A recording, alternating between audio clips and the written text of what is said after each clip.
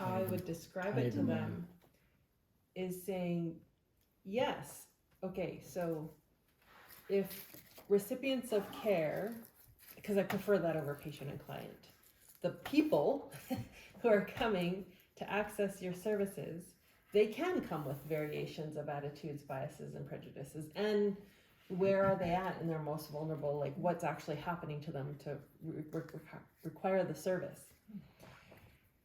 And in that moment, remember the roles.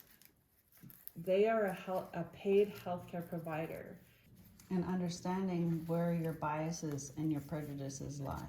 Because racism is coming from that, right? And we all have biases and we all have prejudice. Mm-hmm. But it's when it becomes an issue of racism because we're 4% of the population and there should be more of us, but actually your people killed us. So yeah, we're gonna have an attitude when we come in, you know? Because they always believe that. They feel like they hear the words rising population and they think, oh, there's so many of them now.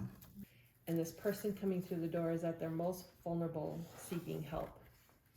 So if a recipient of care comes to them with those prejudices and biases and whatnot, my first comment is it a scenario where it's violence in the workplace? Because if it is, follow all your violence in the workplace protocols. Like, is there physical harm in place? Are coming to the recipient of care seeking services with all those attitudes and behaviors, then you are hindering their access to good healthcare because you're the good healthcare they're seeking. Yes. And that was a way to really unpack it, to understand that it's not about saying Indigenous peoples can't have biases and discrimination and have bad days and not come at their very best when they're seeking help in their most vulnerable state. Mm-hmm. It's about recognizing where the power lies, who has the power in that moment,